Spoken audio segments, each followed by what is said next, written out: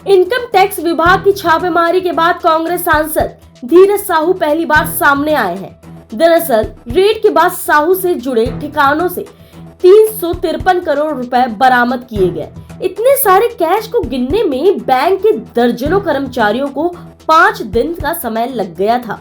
धीरज साहू ने बताया कि वो छापेमारी के दौरान दिल्ली में थे, लेकिन शर्म के मारे सामने नहीं आ रहे थे। साथ ही उन्होंने बरामद किए 353 करोड़ रुपए के बारे में भी बताया। रेड के बाद धीरज साहू ने कहा, देखिए, मैं सक्रिय राजनीति में 30 से 35 सालों में हूँ और ऐसी वारदात मेरे साथ पहली बार हुई है।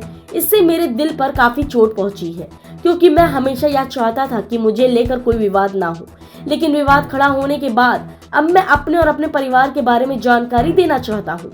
हम लोगों ने काफी विकास का काम किया है। हमारे पिताजी गरीबों की मदद करते थे। हम लोगों ने कई कॉलेज स्कूल खोले, लेकिन आज जो हो रहा है उससे मुझे काफी दुख हुआ है। धीरज साहू ने आगे कहा, मैं दावे के साथ कह सकता हूँ जो पैसा बरामद किया गया है वो मेरे फर्म का पैसा है। हम लोग तकरीबन 100 साल से शराब का व्यापार कर रहे हैं। इन 100 सालों में हमने सरकार को काफी रेवेन्यू दिया है। मैं चाहता हूं अपनी तरफ से इसका खुलासा कर दूं।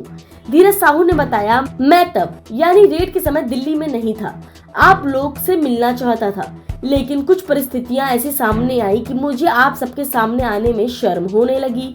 मैं राजनीति छोड़कर बिजनेस में ध्यान नहीं देता था। व्यापार मेरे परिवार के लोग करते थे। इसके बाद कांग्रेस सांसद ने अपने परिवार से जुड़ी कंपनियों के बारे में जानकारी दी। उन्होंने कहा, हमारा बहुत बड़ा परिवार है। हम लोग कुल 6 भाई हैं। सबके बच्चे बिजनेस से जुड़े हैं। हमारा बिजनेस करीब 100 साल पुराना है। कैश जो पकड़ा गया है वो हमारी शराब से जुड़ी फर्मों का है। शराब व्यापार में सारा सेल कैश पर होता है। जो भी पैसा पकड़ा गया है वो शराब के सेल का है। इस पैसों का संबंध कांग्रेस या किसी भी पार्टी से नहीं है, या पूरी तरह हमारी कंपनी का पैसा है। गौरतलब है, धीरज साहू ने जुड़े ठिकानों पर इनकम टैक्स विभाग ने 3 राज्यों में छापेमारी की थी।